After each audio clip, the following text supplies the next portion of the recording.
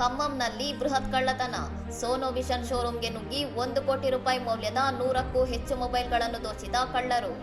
ಹೈದರಾಬಾದ್ನ ಖಮ್ಮಂ ಜಿಲ್ಲಾ ಪರಿಷತ್ ಕಚೇರಿ ಸಮೀಪವಿರುವ ಸೋನೋ ವಿಷನ್ ಮೊಬೈಲ್ ಶೋರೂಮ್ನಲ್ಲಿ ಗುರುವಾರ ನಸುಕಿನ ಜಾವ ಭಾರೀ ಕಳ್ಳತನ ನಡೆದಿದೆ.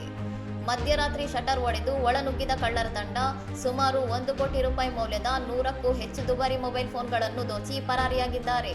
ಘಟನೆಯ ಸಿಸಿಟಿವಿ ದೃಶ್ಯಾವಳಿಗಳಲ್ಲಿ ಬೆಳಗಿನ ಜಾವ 3:55ರ ಸುಮಾರಿಗೆ ಕಾರಿನಲ್ಲಿ ಬಂದ 3 ಮುಸುಕುಧಾರಿಗಳು ಕೈಗವಸುಗಳನ್ನು ಧರಿಸಿ ಅತ್ಯಂತ ಚಾಣಾಕ್ಷತನದಿಂದ ಕೃತ್ಯವೆಸಗಿರುವುದು ಸೆರೆಯಾಗಿದೆ.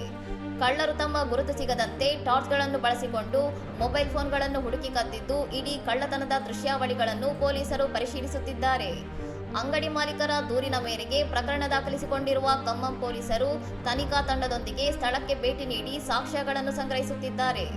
ಆರೋಪಿಗಳು ಕೃತ್ಯಕ್ಕೆ ಬಳಸಿದ ಕಾರು ಮತ್ತು ಕಳ್ಳತನದ ಶೈಲಿಯನ್ನು ಆಧರಿಸಿ ಪೊಲೀಸರು ತನಿಖೆಯನ್ನು ತೀವ್ರಗೊಳಿಸಿದ್ದು, ಶೀಘ್ರವೇ ಕಳ್ಳರನ್ನು ಪತ್ತೆ ಹಚ್ಚುವ ವಿಶ್ವಾಸ ವ್ಯಕ್ತಪಡಿಸಿದ್ದಾರೆ. ಇನ್ನಷ್ಟು ಸುದ್ದಿಗಳಿಗಾಗಿ ನೋಡ್ತಾ ಇರಿ ಸೌರಂ ಟಿವಿ.